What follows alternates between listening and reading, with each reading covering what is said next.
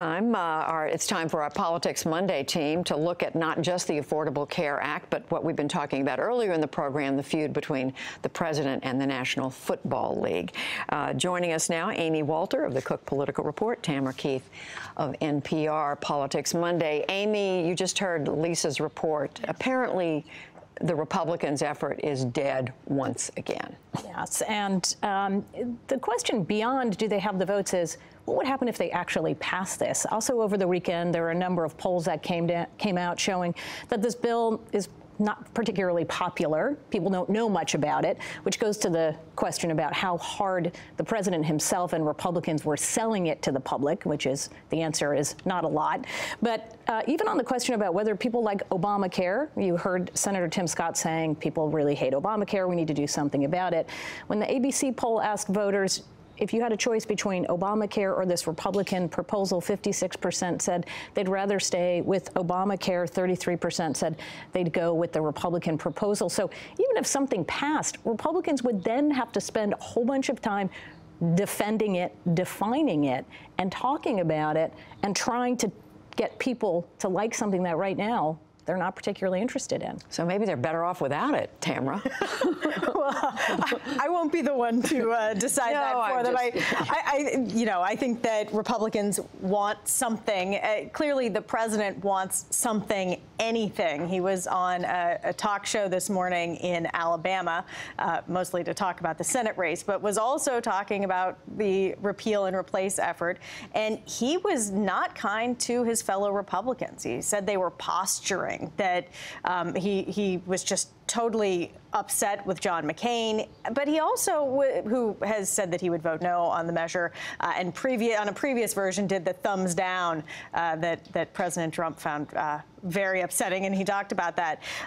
But you know, he wasn't making a hard pitch for the legislation, and he also just didn't even seem that optimistic. You know, there have been times where this White House has said it's going to pass, you know, at this point in the process, and they aren't saying that this time. Yeah, and Republicans have been saying, we saw some reporting on this over the weekend, their greatest fear was that because they haven't been able to pass this, donors are getting very upset about this and sitting on their wallets, which impacts the candidates up in 2018. It may not affect President Trump, but it certainly impacts his party.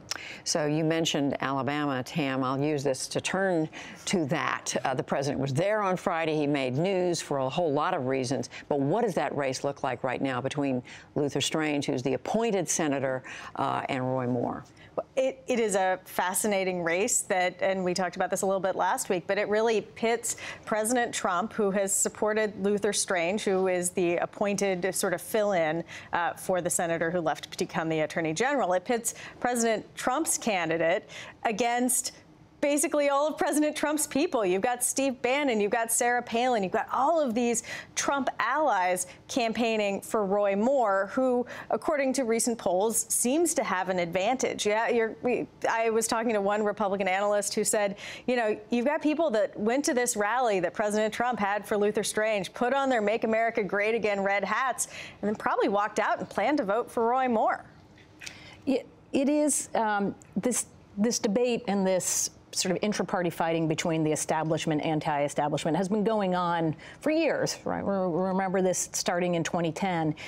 The difference this year is that, you know, in 2010, it was Republicans as the out party. They were frustrated with their own party, saying they weren't fighting hard enough against President Obama and Democrats in Congress. So they were trying to figure out who they were and how to define themselves. Now here we are, Republicans have the White House, they have the House, they have the Senate. The intra-party rifts are as strong as ever. And even the president, while he did go down to endorse Luther Strange, of course said, well, maybe I shouldn't have done this in the first place. That Roy Moore, he's actually a pretty good guy. So, you know, his stamp of approval isn't necessarily helping to heal this rift. And I think we're going to continue to see this. We'd already started to see primaries start to emerge among Republican senators up in 2018. We'll be curious to see if we see an increase if Roy Moore does win of these intra-party fights on the Senate and the House side. And let me just say that if Roy Moore wins, President Trump is going to find a way to turn it into a victory for himself. Absolutely. President Trump doesn't take defeat. He finds victory in defeat. Well, the other news that the president made in Alabama, of course, was going after the National Football League, the players who've been protesting during the national anthem. Amy, it's become a huge topic of conversation over the weekend. It was at every professional game yesterday.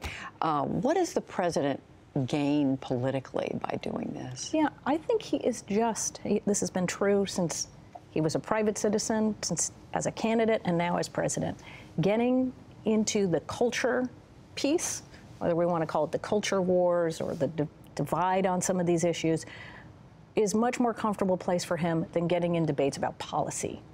And that's where he likes to sit. It's where he feels the most confident. And remember, all through 2016, he took these positions that a whole bunch of folks, even on his own side, said, don't get involved in those. They are going to be politically damaging. You can't recover from this. And of course, he won. And so he trusts his gut and he trusts his instincts on these issues. They play to the people that show up at his rallies. And I think that's the other piece to remember. He loves getting the applause and adoration of the folks who show up at the rally. Having a 90-minute speech about health care and taxes wasn't going to get people riled up. Is it helping him? This is a base-feeding feud, and he keeps picking these feuds. He's done it again and again and again, and it excites his base. Now, you know, these protests were originally about protesting racism and police brutality, but now the president and the White House say this isn't about race. They say it's about patriotism and the flag, and President Trump, on many occasions, has turned and said, patriotism. Whatever it is, whatever the fight is, he makes it about patriotism. So we watch, but for the time being, Amy, it seems to be splitting the country. It absolutely is. We'll be curious to see when polls come out. But when we looked at polls from when this first started, it was definitely split, especially among racial lines, not surprisingly. Yeah. Amy Walter, Tamara Keith, Politics Monday. Thank you both. You're welcome.